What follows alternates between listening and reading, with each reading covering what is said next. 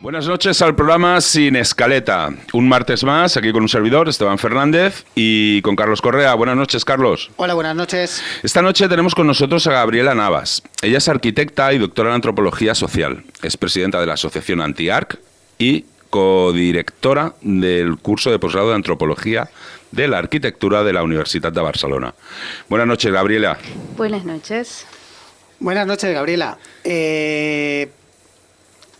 No sé, resúmenos un poco en un breve espacio, ¿no? ¿Qué es todo esto? La antropología, la arquitectura, todo esto mezclado, ¿qué es? Uh-huh.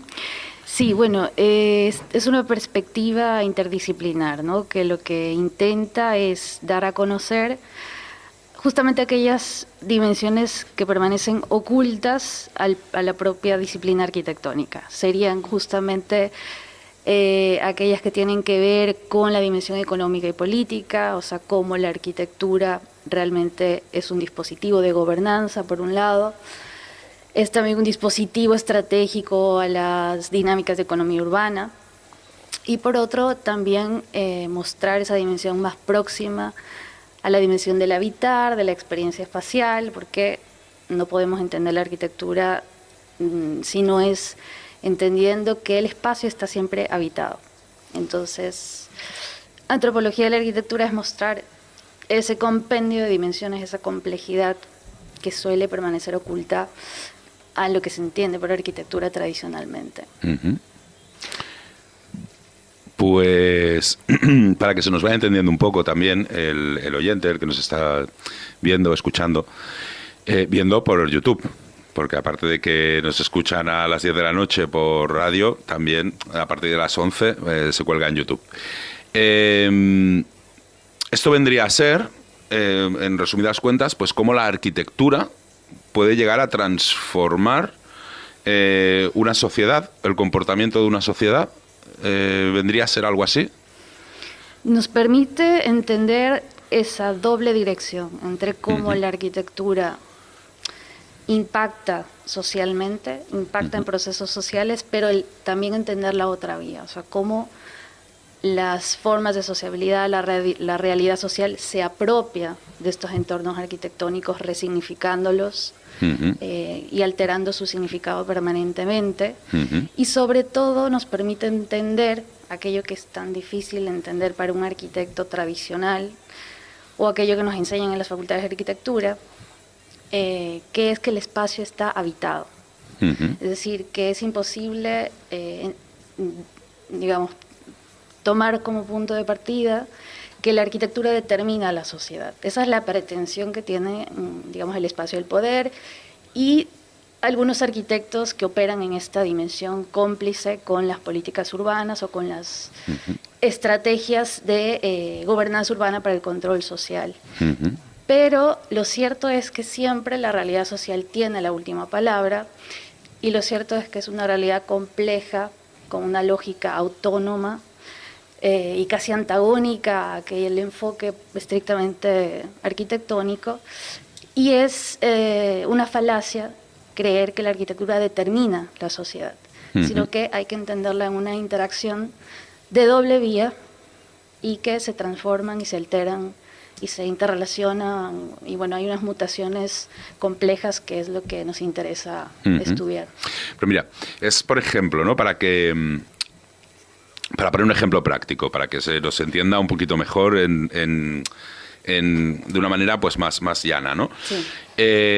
Antiguamente, yo por ejemplo, me acuerdo, yo que tengo ya una edad, en la calle, pues sobre todo pues había bancos o incluso corrillos de bancos donde se podían juntar 15, 20 personas, incluso en los pueblos antiguamente, en todos los ayuntamientos, en casi todos los ayuntamientos, pues había unas zonas de bancos y tal, donde la gente del pueblo pues se reunía y podía hablar, ¿no? Hace unos años atrás, esto fue creo que a partir de las Olimpiadas del 92 de Barcelona, se reconstruyó Barcelona arquitectónicamente, por ejemplo, pero aparecieron los bancos estos individuales, donde esto ya yo era un chavalín y ya me llamó la atención, ¿no? Es decir, ostras, ¿quién se va a sentar aquí? O incluso vemos, por ejemplo, o sea, esa relación ya, por ejemplo, entre la gente, que había entre la gente, que se podían juntar 12, 15, como he dicho, pues en un espacio, esto ahora, en la actualidad, 30 años después, casi 30 años después de los Juegos Olímpicos, lo que estamos viendo es que sí, siguen habiendo bancos, pero ya no son bancos uno al lado del otro, ya no son bancos donde puedan abarcar pues a un grupo de gente, y no tiene nada que ver con el virus, no estamos hablando de distancias sociales ni nada de esto, pero eso evidentemente a lo largo del tiempo pues ha ido influyendo en la sociedad, porque ha ido influyendo de alguna manera, ¿no? En sus costumbres, ya esas costumbres ya no son las mismas, el poderse juntar 10, 12, 15, porque ahora, como decía, incluso hay banquitos individuales. Otro ejemplo que nos pudieras poner tú, Gabriela.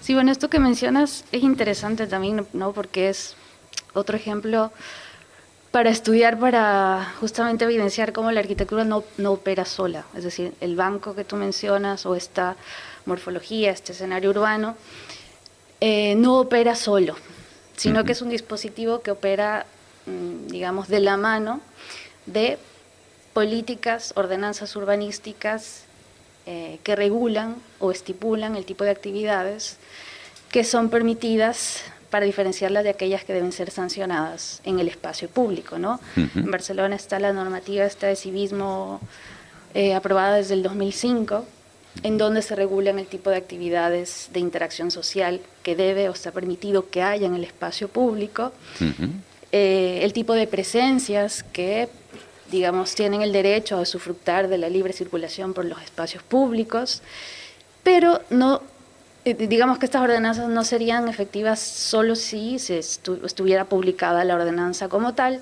sino que para que se haga efectiva la ordenanza tiene que necesariamente haber la contratación de otros mecanismos como la vigilancia policial directa, y es por esto que en las zonas regeneradas de las ciudades, de cualquier ciudad, no solo de Barcelona, sino que esto lo podemos ver en cualquier ciudad que haya sufrido un proceso de regeneración urbana, esto, digamos, es un patrón común, ¿no? La regeneración del entorno, el rediseño del entorno, más las políticas que regulan el uso del espacio público, más la contratación de vigilancia pública o privada policial. Bueno, es la herramienta, ¿no? De alguna manera.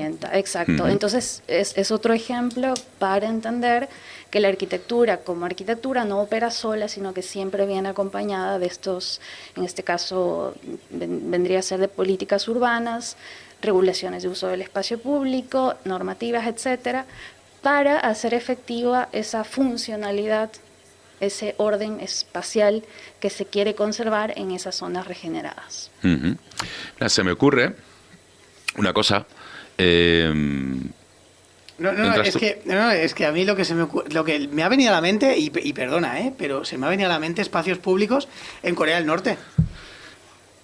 O sea, se me ha venido así tal cual. El espacio público está para hacer esto y no te salgas de aquí, porque entonces tenemos un problema. Bueno, con la autoridad, quiero decir. Bueno, los griegos quizá ahora se echarían las manos a la cabeza si vieran pues que las calles de nuestro entorno, sobre todo de las grandes urbes, se han convertido también pues en como si fueran pabellones municipales, ¿no? Ya es como la calle era de todos y no era de nadie, ¿no? Y ahora es como que eso ya forma parte de la administración, en fin.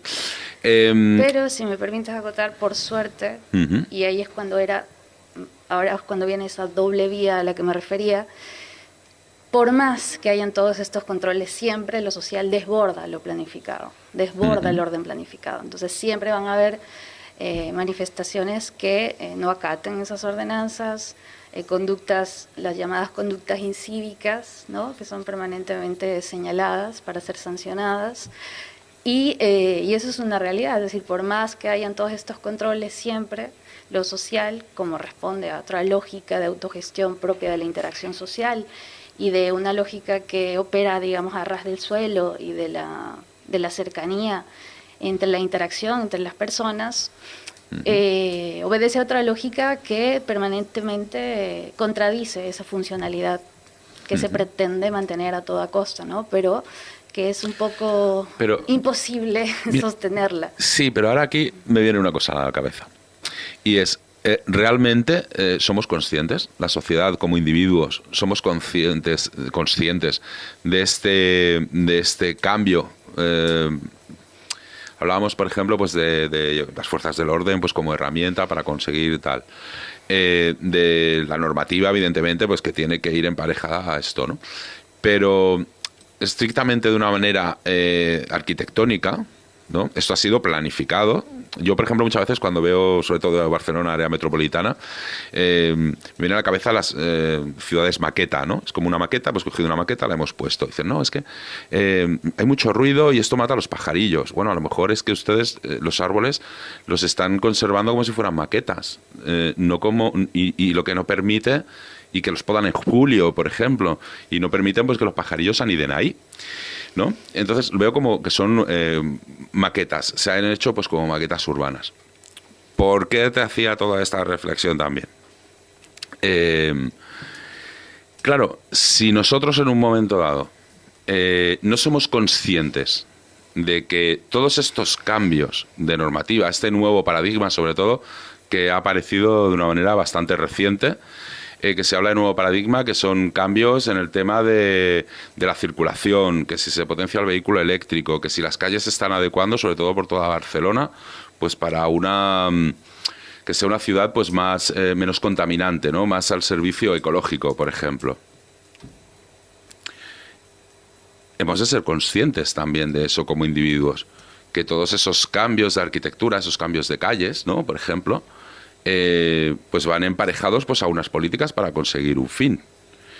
El problema es que muchas veces pienso que el individuo tampoco está preparado para cometer ese cambio de una manera en el que lo perciba, ese cambio como tal. No sé si me he explicado. Perfecto.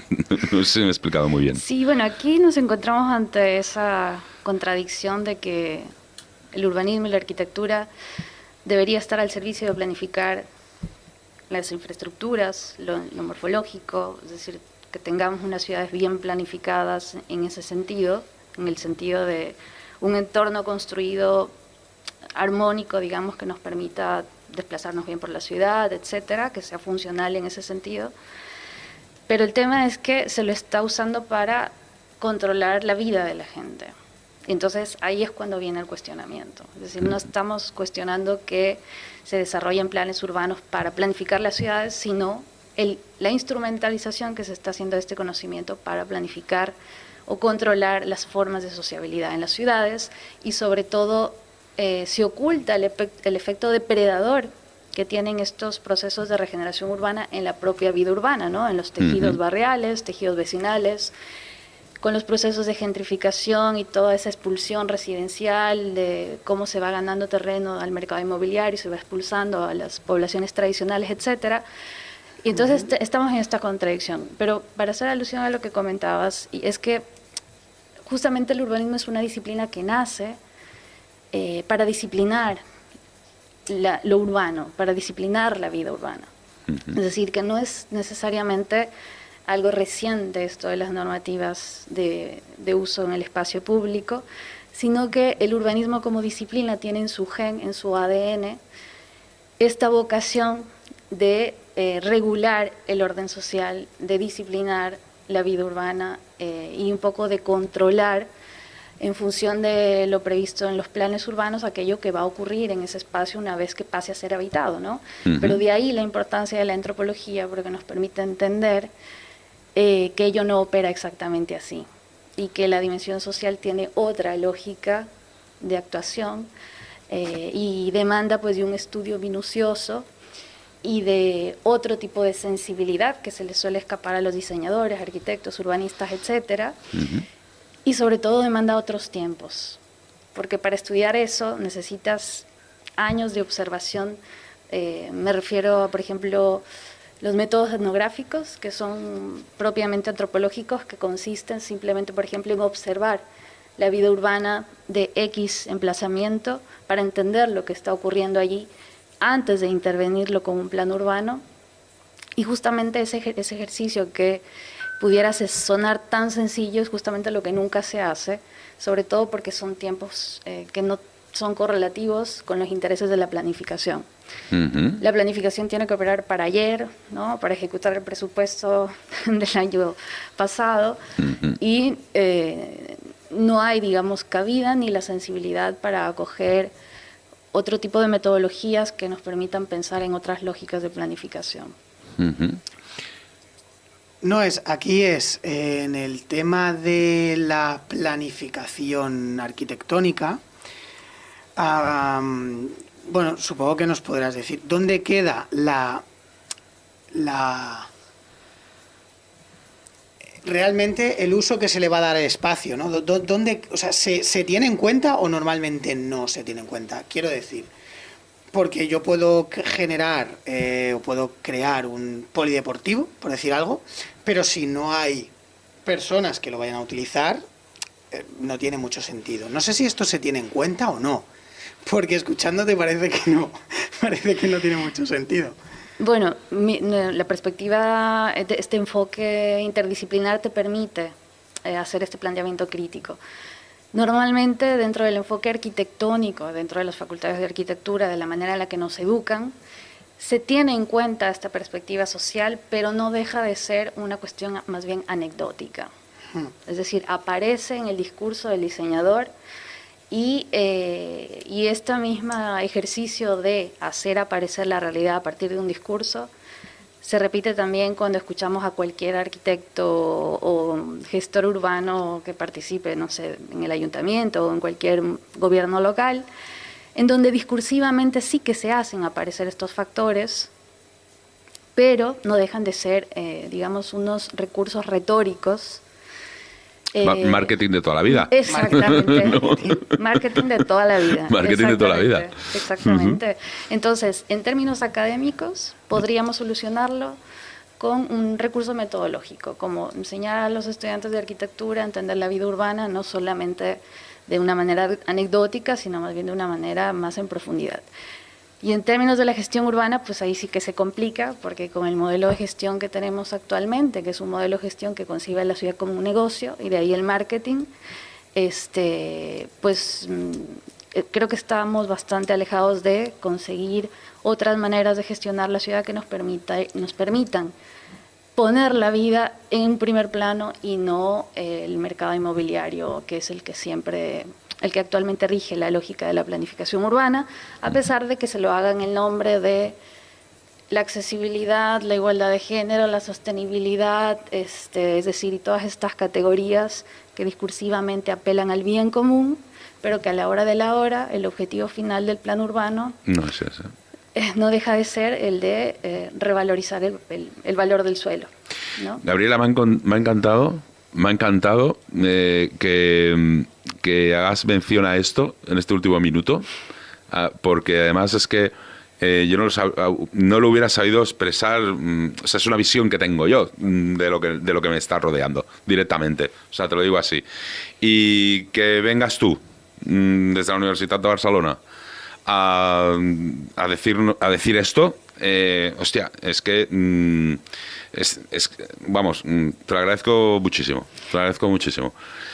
porque hay una visión sobre bueno, lo que hablábamos, el marketing, ¿no? Mira, ¿cuándo fue? La semana pasada hicimos una entrevista en la cual pues, se hablaba también de los comunicadores, los grandes comunicadores. Se hizo también pues mención a Goebbels, ¿no? Ministro nazi, ¿no? Que era el que llevaba todo el tema de propaganda y toda esta cosa, ¿no? Y es como, bueno, a mí me interesa hacer esto, pero yo te vendo pues el marketing, ¿no? La publicidad. Yo te vendo por este otro lado, pues lo que a mí me interesa que tú entiendas que por qué se está haciendo eso, cuando realmente eso se está haciendo por otros motivos, ¿no?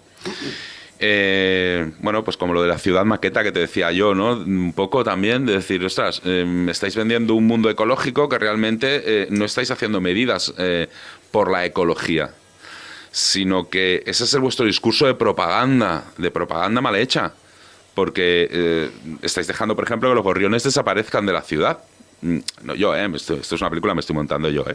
Quiero decir que esto lo explico yo, que no está invitada a la que está haciendo esta reflexión, que conste, ¿no? Entonces, claro,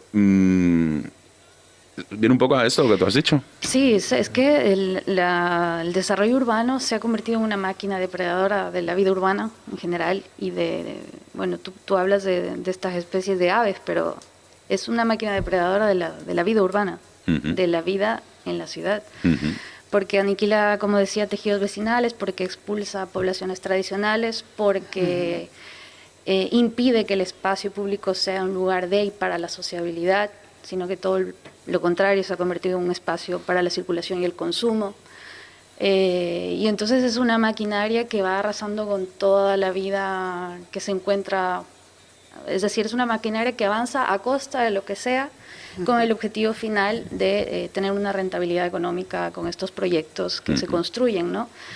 Pero luego está también la otra parte, ¿no? La que nos hace entender que a pesar de pues esta pretensión de controlar y cartografiar la vida urbana, desde la propia vida urbana tenemos siempre una respuesta, ¿no? Que está más ligada a las cuestiones más bien de la memoria, de la poética, y esto cada uno de nosotros lo sabemos perfectamente, ¿no? En nuestras propias casas o cada vez que salimos de nuestras casas a la calle.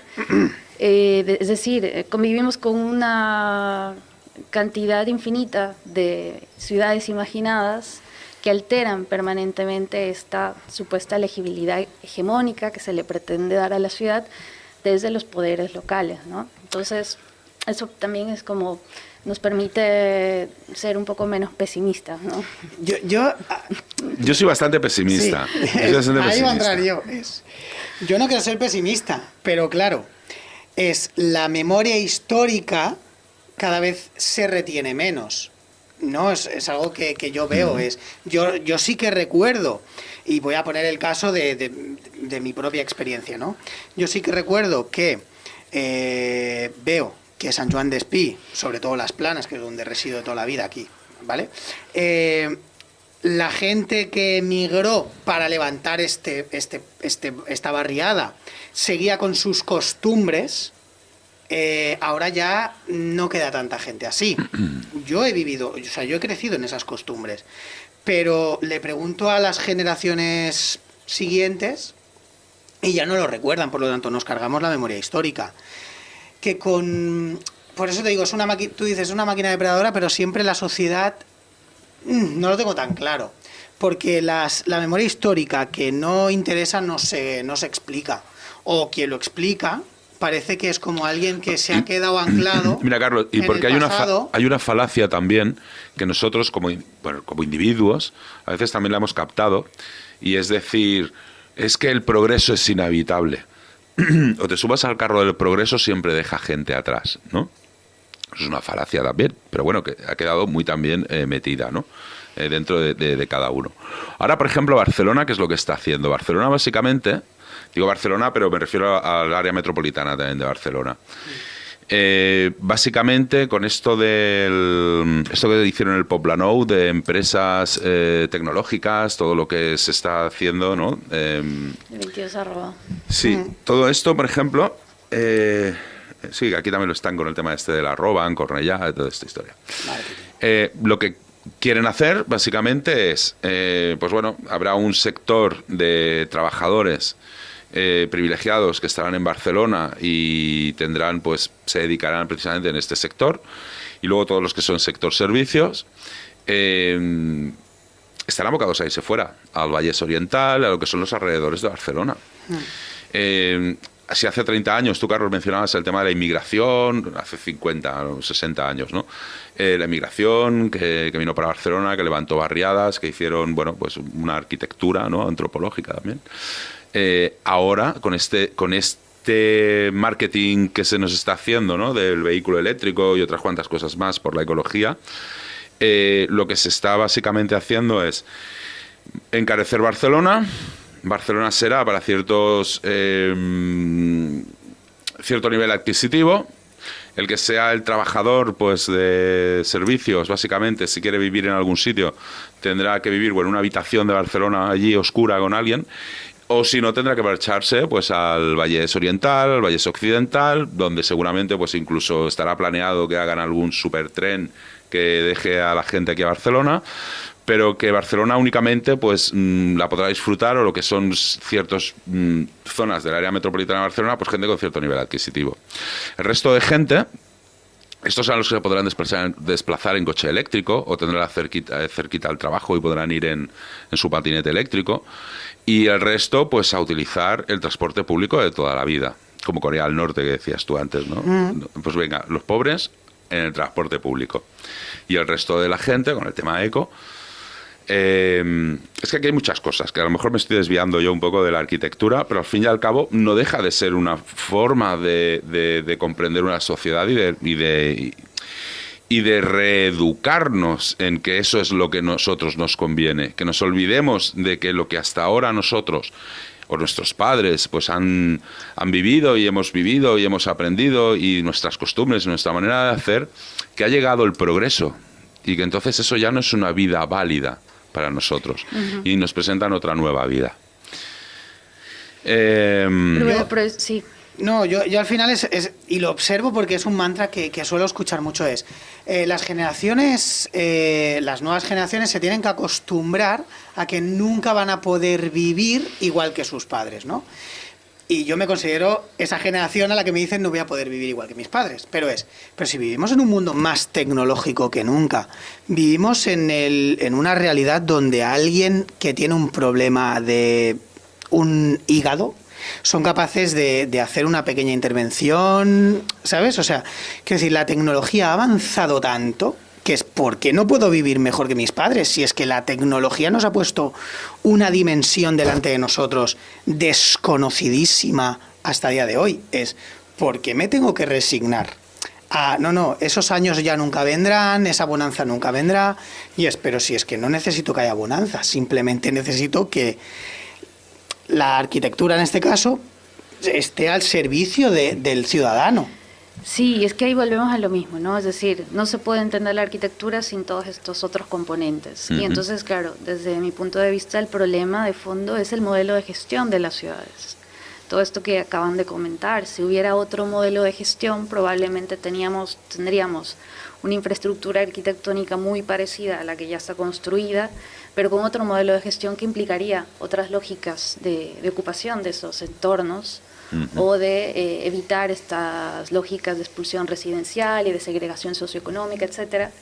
Pero claro, el problema de fondo es este modelo de gestión urbana, que es un modelo de gestión empresarial, que entiende a la ciudad misma como una empresa, como un negocio rentable, y que todas estas transformaciones urbanísticas lo que buscan es capturar plusvalías. Y entonces, claro, cuando ese es el único objetivo que hay detrás de la planificación urbana, a pesar de todos los discursos que nos puedan decir, el problema de fondo es ese modelo de gestión. Es decir, por eso a la arquitectura no se la puede entender desanclada de estos procesos, porque la arquitectura en sí misma y por ella sola tampoco resuelve nada, sino que está anclada a un modelo de gestión que instrumentaliza los proyectos urbanos para emprender todas estas políticas urbanas neoliberales. Y por eso creo que el problema de fondo es el modelo de gestión, lo que está en cuestión.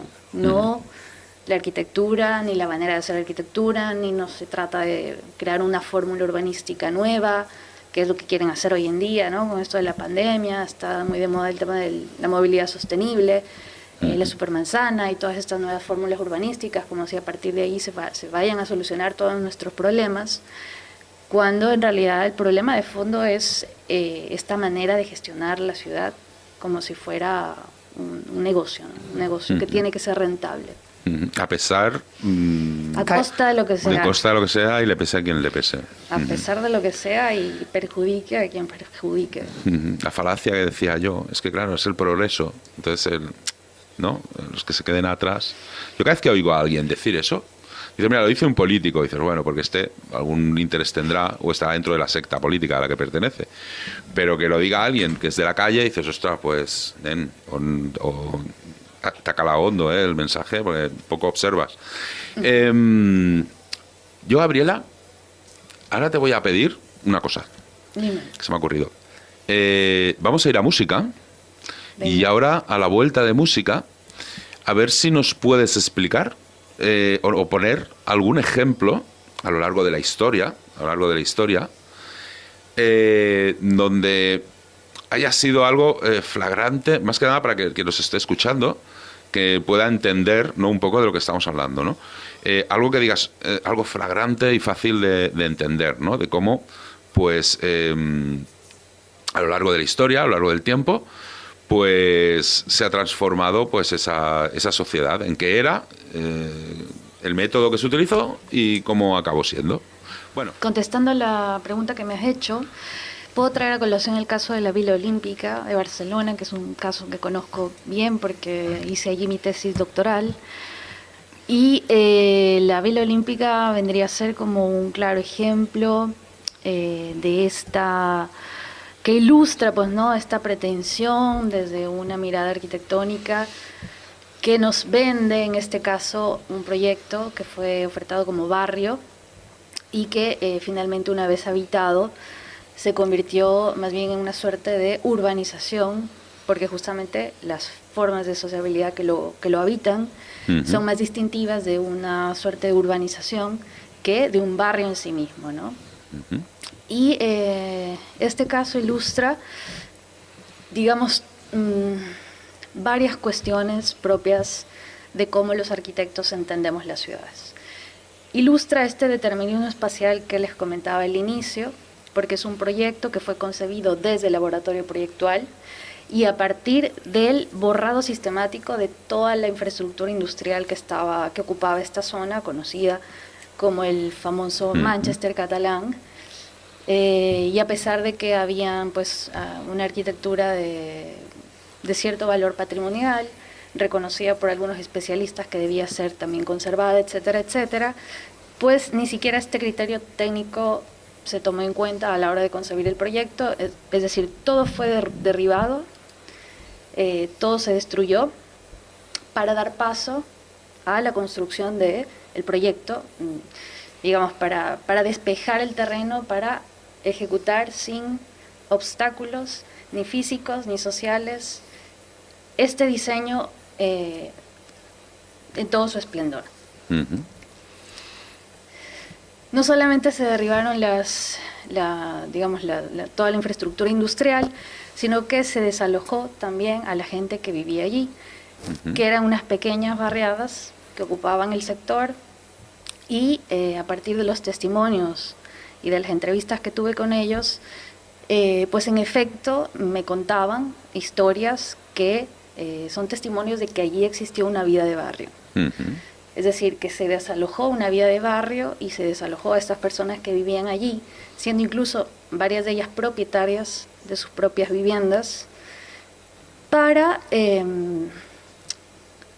construir esta suerte de vacío urbano de una manera artificial, que coincide además con el discurso de los mismos arquitectos, porque el discurso histórico de este proyecto es como que marca un antes y un después en la historia de la ciudad, ¿no? Como un antes de un pasado degradado, obsoleto, ligado a esta Barcelona industrial, y un después caracterizado por esta Barcelona olímpica, regenerada, digamos, y lista para ser insertada en la marketing urbano internacional, ¿no? Una vez construido el proyecto, ¿qué fue lo que pasó? Que finalmente, bueno, fue un proceso de ocupación largo y a manera de goteo, ¿no?, de cómo la gente fue llegando a ocupar estas viviendas. Si uno camina por las calles de la Vila Olímpica, cualquiera que camine por allí, sobre todo por la avenida Icaria, y sobre todo si haces este recorrido de la avenida Icaria a la Rambla de Poblenou, puedes notar este contraste de cómo la Vila Olímpica terminó siendo una suerte de, más bien de antibarrio, porque sus calles y sus plazas son más bien espacios, digamos, disponibles para esto, para lo que comentaba, para la circulación. Es más bien una zona de paso que de encuentro, ¿no? Y entonces hay este contraste entre lo que sucede en la avenida Icaria versus lo que sucede en la Rambla de Poblenou, que hay una dinámica social, pues hay mucha más efervescencia social, hay gente, hay movimiento, digamos, ¿no?, cosa que no se percibe en la Villa Olímpica. Entonces la Villa Olímpica se termina consolidando como una suerte de barrio segregado, tanto en términos del valor del suelo, el valor de la renta hace como una suerte de muralla simbólica para recordarle a cada quien su posición social. Terminó siendo segregado en términos del valor de la renta, pero también en términos de cómo las prácticas espaciales que se dan en este sector son radicalmente distintas que las del entorno inmediato, ¿no? Y de ahí, una vez más, cómo no podemos entender el entorno sin la sociabilidad y viceversa, ¿no? Porque hemos llegado a esta conclusión de que la Villa Olímpica es más parecida a una urbanización que a un barrio, no tanto por la morfología del proyecto y por todo el modelo de gestión que la convirtió más bien en un proyecto inmobiliario ofertado a una clase media, media alta, sino sobre todo por el tipo de vida urbana que hay en sus calles y que se puede observar en las plazas, en la Avenida Icaria, etcétera. Bueno, es al fin y al cabo siglos de historia los arrasaron para levantar un proyecto urbanístico, ¿no? Sería este el resumen. A mí me ha recordado, que supongo que tú sabes más que yo, del Besós, ¿no? Que en San Adrià también pasó parte de esto, ¿no? Bueno, en el contexto de la Barcelona Olímpica. Bueno, en la Barcelona Olímpica, de hecho, se hicieron barbaridades. Porque yo recuerdo, yo era un chaval, pero yo recuerdo que se hicieron auténticas barbaridades urbanísticas. O sea, pero cuidado, ya no de barbaridades urbanísticas me refiero a qué feo es eso arquitectónicamente o qué bonito. No estoy hablando de esto. Estoy hablando como cientos de personas fueron miserablemente perjudicadas por un proyecto urbanístico que se vendía además como que iba a ser pues la flor y nata, ya no solo para Barcelona, sino que iba a ser pues para toda España y bueno, para Europa, el mundo no podía vivir sin las Olimpiadas de Barcelona 92, ¿no? Y eso lo que trajo fue muchísima miseria a mucha gente, expropiaciones, esto que tú has comentado, además yo lo viví también en primera persona, ¿no? La muerte de muchos barrios, porque eso representó la muerte.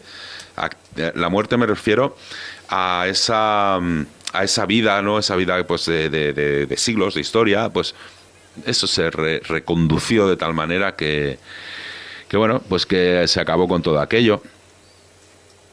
Yo siempre he tenido una duda. Bueno, yo sinceramente nunca la he tenido esta duda, pero para que alguien que le quepa duda, a lo mejor Gabriela no lo sabrías tú decir. ¿Todo esto es premeditado o simplemente se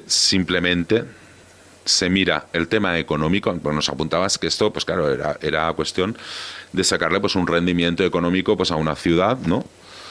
Vista desde el punto de vista empresarial, que es evidente, porque esto es evidente, pero claro, es que hay unas políticas sociales de fondo también, ¿no? A las cuales no se están teniendo en cuenta. ¿Esto ya viene premeditado? ¿Está premeditado? ¿O simplemente es, no, mire, yo lo único que miro es el negocio y lo demás me da igual? ¿O existe esa premeditación también de modelar pues estas sociedades y a nosotros como individuos, al fin y al cabo, porque se nos acaba modelando también como individuos? Sí, lo cierto es que la vida cotidiana es una suerte de punto ciego para los técnicos municipales, gestores urbanos y para nosotros los arquitectos también, porque no nos educan a analizarla, a entenderla, no tenemos herramientas metodológicas para ello, por eso la importancia de la antropología.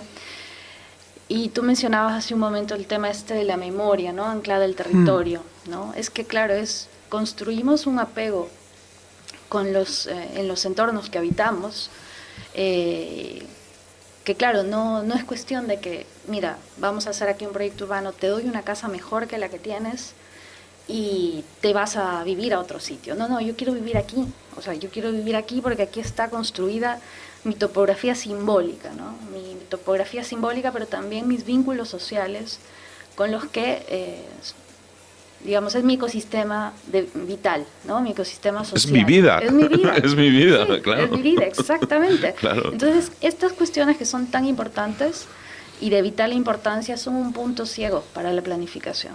Ujú. Son un punto ciego, primero porque operan en una dimensión, digamos, invisible, es decir, no es una dimensión que cristaliza en un plano urbano, Ujú. sino que son aquella dimensión propia de la memoria, de la experiencia, de la interacción social, que no se ve. Ujú. Y por otro lado, porque no interesa, ¿no?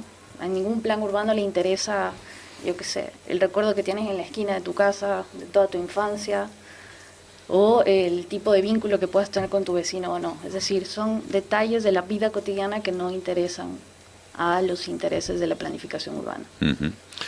Y desde el punto de vista de la arquitectura de la antropología, sí que valora esos puntos, que hay que tenerlos en cuenta. Es lo que proponemos. ¿Y por Sí. qué no hay en los ayuntamientos, no hay en las administraciones públicas, en vez de estar el primo o el cuñado del político de turno, por qué no hay un arquitecto municipal también que esté, pues bueno, pues que tenga conocimientos en esto? ¿Por qué? Seguramente los hay. El problema es el modelo de gestión al que nos enfrentamos, porque Ujú.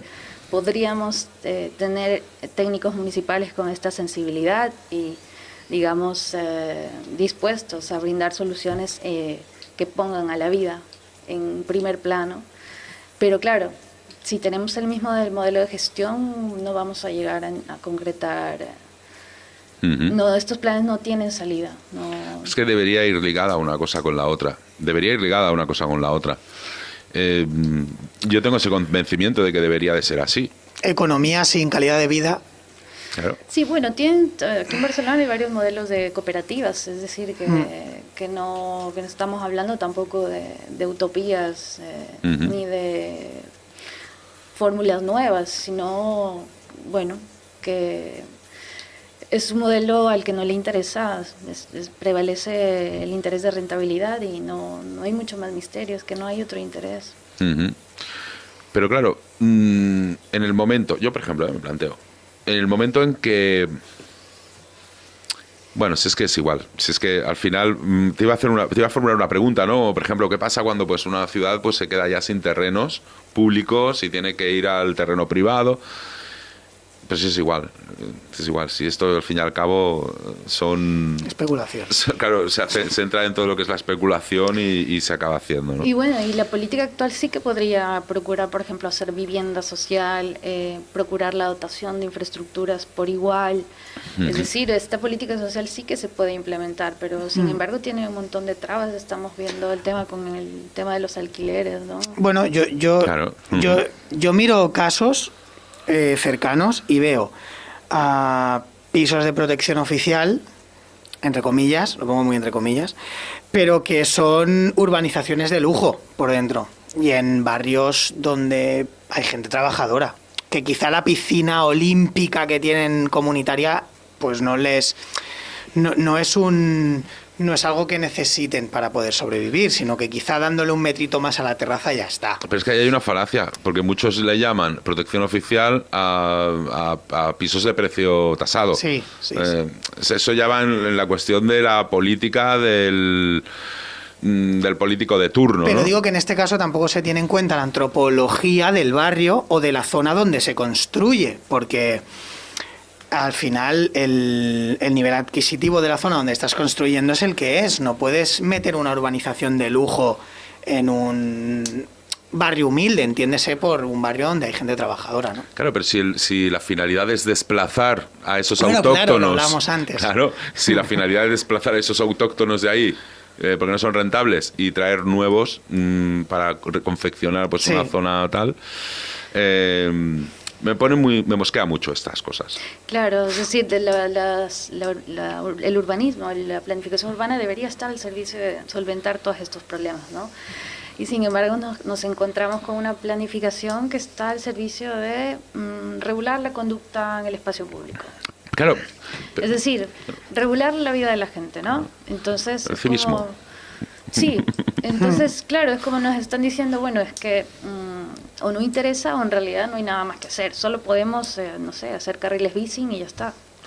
Sí, sí, no, y sí, ponerte 4, bueno, en fin, ciudad maqueta. Bueno, ciudad maqueta. aquí se me ocurre el caso de una ciudad que le preguntó a la gente cómo quería que fuera su ciudad, porque al final no es preguntar a la gente cómo quieres que sea tu ciudad.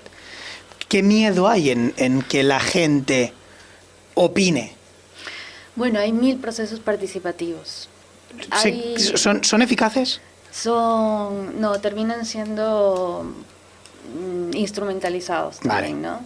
Es decir, pero sí, por eso te digo, es parte de este discurso también, que no es solo cuestión de preguntarle a la gente, porque sí que hay procesos participativos, digamos, es un mecanismo muy utilizado por los municipios, ayuntamientos actualmente, pero claro, con este modelo de gestión, todas esas dinámicas, esos intentos por aproximar la planificación a las personas terminan siendo absorbidos a la misma lógica, ¿no? Son simulacros. Vamos, en pocas palabras, y resumiendo, que no puede haber, tal y como se nos está vendiendo, de que hay políticas sociales en términos urbanísticos y en términos también de vivienda, cuando nos está teniendo en cuenta, pues precisamente, la arquitectura de la antropología. Bajo mi punto de vista, es completamente incompatible. Porque si ustedes no están teniendo esto en cuenta, ¿cómo ustedes se atreven a decirnos que están haciendo políticas sociales en este campo? O que... Vamos, yo por todo lo que sé la conversación que estamos teniendo aquí hoy, y que además tengo el convencimiento absoluto de que es así. Una cosa es el marketing, volvemos otra vez a lo que decíamos antes, una cosa es lo que se nos vende, lo que se nos está diciendo, y otra cosa pues es la realidad de las cosas. Es el mensaje con el que yo me estoy quedando hoy contigo, Gabriela, el que yo saco entre líneas es imposible poder hacer políticas sociales en términos urbanísticos, ya no solo en urbanísticos, en términos de vivienda, no solo en términos de vivienda, sino también en términos de comercio o en otros términos que son los que le dan vida pues a un barrio, a un pueblo, a una ciudad, si no se tiene en cuenta precisamente la arquitectura de la antropología, ¿no? Bueno, un poco esta apuesta por entender la arquitectura desde una mirada antropológica nos permite llegar a ese tipo de miradas críticas, ¿no?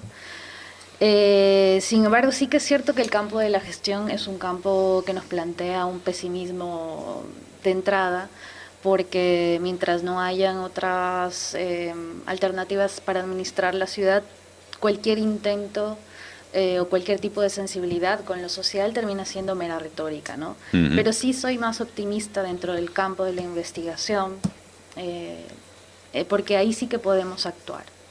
Ahí sí que podemos dotar de herramientas metodológicas a la gente que está preocupada por estas temáticas para al menos avanzar hacia un enfoque que tenga en cuenta todas estas dimensiones para repensar la ciudad. Es que es lo que nos hace humanos.